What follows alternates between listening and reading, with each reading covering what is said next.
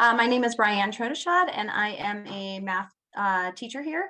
So we have really excited that we get to offer 4 new courses next year that we weren't able to offer this year.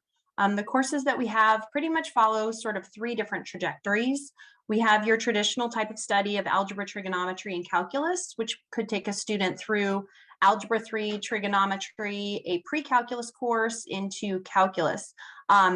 These are all done post algebra 2. So a student would have to successfully complete algebra 2 before they would take any of those courses. One thing we're really sort of trying to help students focus on is identifying what's really a good placement for them, given their learning history that we've been having the last few years. We really want to offer students the best place that's most supportive for where they truly are with their skills and where they're able to be most successful. The Algebra 3 Trigonometry course, while we don't naturally want students to necessarily use that as a path to calculus, given where we are, it's a really nice option for students who may find themselves in Algebra 2 right now and struggling, again, just due to their preparation, where they could use the Algebra 3 Trigonometry, which covers, it's basically a pre-calculus light, so to speak, and then they can still follow that with pre-calculus and into the calculus track if that's something that they're interested in. So that's a nice option for students to really just sort of reflect on where they are, how solid they feel with their foundation in that sort of a traditional sequence after algebra 2. A not as traditional sequence would be through adding some statistics into their studies. We're going to be offering a statistics course that's both advanced placement as well as a non-advanced placement statistics course. They both will study the same basic umbrella of statistics, data analysis, and how to conduct a study, and all the stuff that is done behind the scenes whenever you hear a news report say, a new study out shows, fill in the blank. That's statistics. And so that's what we really want students to recognize. It is everywhere. It's used in so many different fields, and it's a really useful course of study.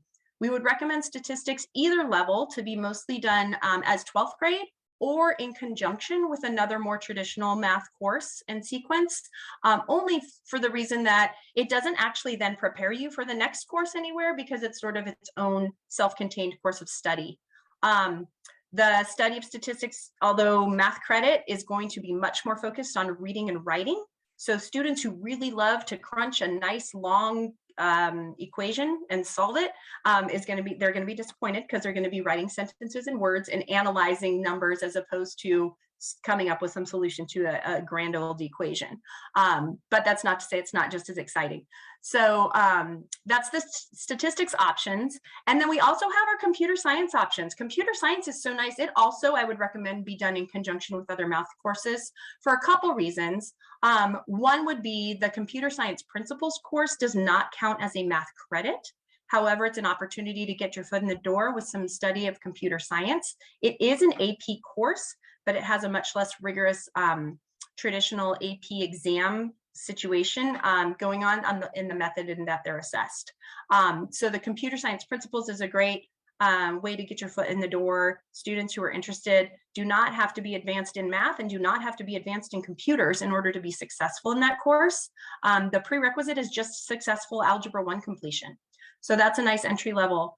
The computer science A is a little bit more rigorous. We would again offer that more so for 12th graders or somebody who's already done the computer science principles course.